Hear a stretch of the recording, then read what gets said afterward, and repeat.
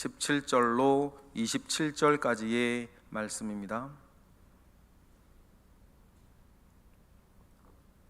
요한복음 11장 17절로 27절까지의 말씀, 우리 다 같이 한 목소리로 합독하겠습니다. 예수께서 와서 보시니 나사로가 무덤에 있은지 이미 나으리라. 베다니는 예루살렘에서 가깝기가 한 오리쯤 되매 많은 유대인이 마르다와 마리아에게 그 오라비의 일로 위문하러 왔더니, 마르다는 예수께서 오신다는 말을 듣고 곧 나가 맞이하되 마리아는 집에 앉았더라. 마르다가 예수께 여짜오되 주께서 여기 계셨더라면 내 오라버니가 죽지 아니하였겠나이다. 그러나 나는 이제라도 주께서 무엇이든지 하나님께 구하시는 것을 하나님이 주실 줄을 아나이다. 예수께서 이르시되 내 오라비가 다시 살아나리라. 마르다가 이르되 마지막 날 부활 때에는 다시 살아날 줄을 내가 아나이다. 예수께서 이르시되 나는 부활이요 생명이니 나를 믿는 자는 죽어도 살겠고 무릇 살아서 나를 믿는 자는 영원히 죽지 아니하리니 이것을 내가 믿느냐. 이르되 주여 그러하외다. 주는 그리스도시요 세상에 오시는 하나님의 아들이신 줄을 내가 믿나이다. 아멘. 예수님께서 이틀을 더 유하시고 이틀 길을 걸어 베다니로 돌아오셨으니, 예수님께서 나사로가 아프다는 소식을 들었을 때에는 이미 이 나사로는 아마 그 순간이 아닐까 생각이 되는데, 나사로님이 죽어 있었습니다. 그래서 오늘 본문에도 보면 예수님이 도착하셨을 때에 나사로가 무덤에 있은지 이미 나흘 되었다, 이렇게 얘기를 하고 있고, 예수님이 도착하신 베다니는 3km 매우 가깝습니다. 예루살렘 가까이에 있었습니다. 예루살렘이죠. 그러니까 성 밖에, 예루살렘은 성 밖이지만 예루살렘입니다. 그러니 그 예루살렘을 향해서 가시겠다는 예수님을 보고 제자들이 말렸죠.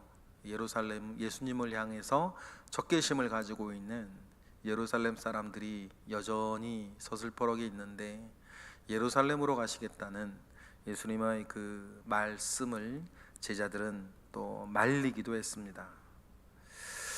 예수님께서 베다니에 도착하니까 18절에 보니까 이렇게 상황이 소개되고 있습니다. 우리 19절 읽어보겠습니다. 많은 유대인이 마르다와 마리아에게 그 오라비의 일로 위문하러 왔더니 라고 얘기를 해요. 이미 장례 절차가 시작되었다는 뜻입니다. 이미 나흘이나 되었으니 장례 절차가 시작이 되었죠. 옛날 우리나라에서도 병원 장례식장이 아니라 집에서 장례를 치를 때를 생각하시면, 우리가 사람을 죽고 5일장을 치른다고 보면 4일째 되는 날에는, 또 그때가 4월, 우리가 뭐 지금 6월절을 두고 보고 있으니까 지금 우리로 따지면 4월 날씨 아니겠습니까? 그러면 기후가 조금 다르긴 하지만 이미 이제 사람 죽은 지 나흘이나 되면 이렇게 냄새도 나고 여러 가지 이제 사람이 죽은 그 뭐라 그럴까요? 그 모든 모양이나 냄새가 확연하게 달라질 것입니다.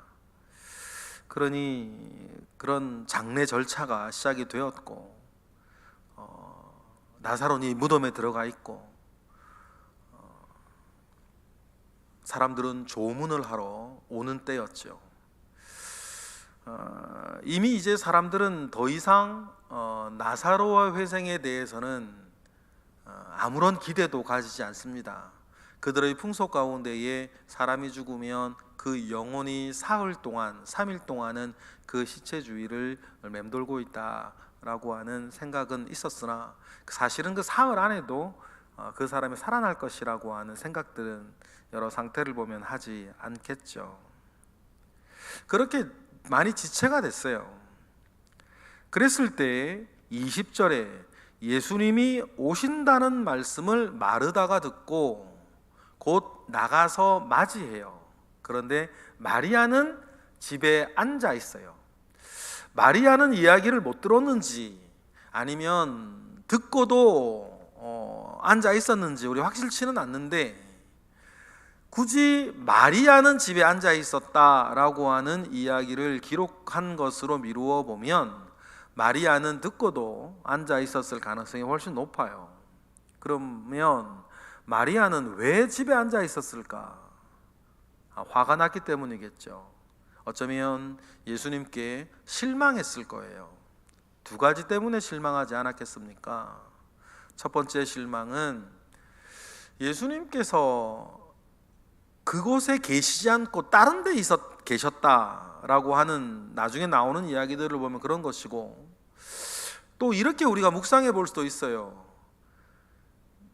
나사로 집은 예수님과 아주 긴밀한 관계를 가지고 있어서 예수님이 지금 어디에 계시는지 무엇을 하고 있는지 그들은 다 알고 있었어요. 그죠? 그러니까는 예수님을 찾아 헤매지 않고, 예를 들어 전화해서 어디 계십니까 물어보지도 않은 상태였죠. 그냥 사람을 보내서 모시고 왔어요. 이틀길이라 그랬으니까.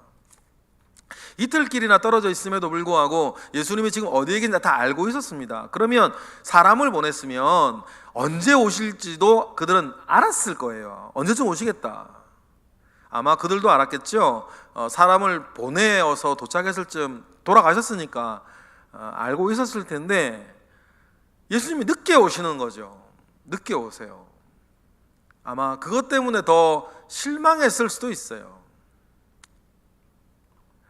그런데 여러분, 우리가 그럼에도 불구하고 마르다는 예수님을 따라 나갔다는 것과, 그런데 마리아는 자기 섭섭한 마음에 나가지 않고 집에 있었다는 것을 여러분 우리가 좀 생각해 볼 필요가 있어요. 여러분, 지금 주님이 하실 일이 있지 않습니까? 지금 죽은 나사로를 위해서, 죽은 나사로를 또 통해서 우리 주님이 하실 일이 있잖아요. 그런데 마리아는 그런 생각은 없는 거예요. 그저 지금 나에게 섭섭한 거, 내 마음 지금 기분 나쁜 거, 실망한 거, 여러분 그것에 사로잡혀서, 이렇게 말해도 되겠죠? 자기를 지키지 못해요. 감정 기복이 너무 심해요. 하기 좋을 때는 말입니다, 누나가 부엌에서 일하고 있어서 돕지 않고 주님 발치에 앉아가지고 주님만 뚫어지게 말씀만 듣던 사람이었지 않습니까? 그런데 자기 마음대로 안 되고, 자기 뜻대로 안 되고, 자기 생각대로 안 되고, 자기 기도 응답 안 되고, 주님이 살려주지 않고 주님이 고쳐주지 않았다고 해서 주님이 오신다는 이야기를 듣고도 집에 하나 나가질 않아요. 여러분, 이런 거 우리 보면서 말입니다, 우리도 여러 가지 일들을 겪을 수 있죠. 살면서 교회에서든, 때로는 목회자에게서든, 다른 성도에게서든, 아니면 가족들에게서든, 아니면 세상 일 속에서든, 여러분 여러 가지 일들이 있을 수 있어요. 그런데 여러분 꼭 기억하실 것이 있어요. 오늘 본문에 마리아처럼은 하지 말자는 거예요. 마리아는 앉아 있으나 나가는 마르다는 그는 뭐겠어요? 그는 뭐 슬프지 않고, 그는 실망스럽지 않고, 그는 여러분 오라비 죽은 것에 대해서 아무렇지 않은가요? 그렇지 않아요. 그런데 여러분 중요한 게 뭡니까? 그럼에도 불구하고 마음과 행동과 삶과 내 자세를 지키는 게 중요해요. 이런 걸 성실하다 그러지 않습니까? 성실하다가 성실하다는 뜻이 뭡니까? 처음과 나중이 똑같다는 뜻이거든요. 그러면 처음과 나중 사이에 여러분 아무 일 없었을까요? 여러 가지 일이 있었을 거예요. 그럼에도 불구하고 똑같은 거예요. 한결같이. 여러분, 우리가 주님이 어제나 오늘이나 내일이나 동일하신 분인 것처럼, 여러분 우리가 교회 생활하거나 신앙생활하거나 사회생활할 때도 나는 다른 것을 바라보고 다른 것을 기뻐하고 다른 것을 의지하지 아니하고 믿음의 주에 온전케 하시는 예수 그리스도를 바라보기에 한결같기를 원합니다. 우리 모두 말이에요. 주님을 바라보는 믿음이 아니면 결코 한결같을 수 없죠. 사람은 변하고 세상은 변하고 나도 변하는데, 이 세상살이 하면서 여러분 모든 것들이, 아니면 좀 더 많이 양보해서 많은 것들이 여러분 내 뜻대로 되던가요? 그렇게 잘 안 되죠. 그랬을 때에 주님 외에 다른 것을 바라보는 사람은 한결같은 자기 모습을 지키기가 너무 어렵다. 여러분, 그러니 우리가 나를 위해서도, 내 믿음을 위해서도, 내 주변의 모든 사람들과 그 모든 일을 통해서도 한결같이 내 말을 지키고, 한결같이 내 행동을 지키고, 한결같이 여러분 나를 지켜나가는 큰 은혜가 저와 여러분에게 있기를 원합니다. 마르다가 21절, 주님 동구 밖에 서 있는 주님께 달려가서 마르다가 자기의 섭섭한 마음을 주님께 이렇게 말씀을 드려요. 21절 읽어보겠습니다. 마르다가 예수께 여짜오되 주께서 여기 계셨더라면 내 오라비가 죽지 아니하였겠나이다. 이렇게 자기의 어떤 뭐라 그럴까요? 섭섭한 마음을 이렇게 표현하죠. 이젠 다 끝났습니다. 그런데 22절에 이렇게 또 자기의 어떤 뭐라 그럴까요? 여전한 믿음을 고백해요. 마르다는 참 성실한 사람이었어요. 희생적인 사람이었고 자기를 지킬 줄 알았죠. 그래서 섭섭한 마음 주님께 있으나 마르다는 주님께 22절처럼 얘기를 합니다. 읽어보겠습니다. 그러나 나는 이제라도 주께서 무엇이든지 하나님께 구하시는 것을 하나님이 주실 줄 아나이다. 이제라도 주님께서 우리에게 좋은 것 주실 줄 믿습니다. 구하는 것 주실 줄 믿습니다. 라고 마르다는 얘기를 해요. 이것이 죽은 나사로를 다시 살려주실 것입니다 라는 믿음은 아니에요. 비록 우리 오라비는 죽었지만 이제는 우리 오라비에게도 아니면 남아있는 우리 가족들 마리아와 나에게도 주님께서 다른 은혜를 주실 줄 믿습니다. 그 정도의 믿음이겠죠. 아직 죽은 나사로가 살아날 것이라고 하는 것을, 주님께서 살려줄 것이라고 하는 것을 여러분 마르다는 지금 상상하지 못하고 있어요. 여기에서 여러분 제가 계속 며칠 전부터 계속해서 죽은 나사로가 부활했다는 말을 안 썼다는 걸 기억하셔야 돼요. 지금 우리는 지금 나사로를 부활이라고 말하진 않아요. 죽은 나사로를 다시 살리실 것이라고 하는 것을, 살려줄 것이라고 하는 것을 여러분 마르다는 상상하지 못하죠. 아마 다른 위로를 주신다든지, 다른 더 은혜를 주신다든지, 그럼에도 불구하고 살 수 있는 다른 힘을 주신다든지, 다른 소망을 주신다든지, 그 정도의 믿음 가운데에 마르다는 이야기하는 거겠죠. 이것이 사람이 상상할 수 있는 믿음의 한계였으니까 그때까지. 그래서 주님께서 그 마음을 왜 모르시겠어요? 그래서 마르다에게 주님께서 22절처럼 23절처럼 말씀하십니다. 읽어보실게요. 시작. 예수께서 이르시되 내 오라비가 다시 살아나리라. 네 오라비가 다시 살아날 것이다. 그러니까 마르다가 전통적으로 정통 바리새파 사람들이 이야기하고 있는 부활에 대해서, 유대교에서 전통적으로 말하고 있는 부활에 대해서 마르다가 고백을 해요. 24절이죠. 그래서 그 이야기를 듣고 마르다가 얘기를 합니다. 다 같이 읽어보실까요? 마르다가 이르되 마지막 날 부활 때에는 내가 다시 살아날 줄 내가 아나이다. 그렇죠. 이것이 바리새파 사람들이 가르치던 부활이었죠. 그 당시 사람들이 생각할 수 있는 부활은 요 정도까지였어요. 마지막 날에. 이때는 뭐 주님 다시 오시는 재림 이런 것도 아직 알지 못하던 때니까 이 세상의 마지막 날에 우리 오라베가 다시 살아날 줄 내가 믿고 내가 아나이다. 마르다가 상상할 수 있는 믿음의 증거는 여기까지. 그때 주님께서 우리도 정말 가슴에 품고 살고 있는, 그래서 우리가 장례식에 조문했을 때에는 늘 이야기하는 아주 유명하고 우리의 소망이 되어지는 말씀을 주님께서 25절, 26절에 하시죠. 뭐라 그러십니까? 다 같이 읽어보겠습니다. 예수께서 이르시되 나는 부활이요 생명이니 나를 믿는 자는 죽어도 살겠고 무릇 살아서 나를 믿는 자는 영원히 죽지 아니하리니 이것을 내가 믿느냐. 할렐루야. 여러분, 우리는 몸의 부활을 믿는 사람입니다. 몸의 부활을 믿는 사람이에요.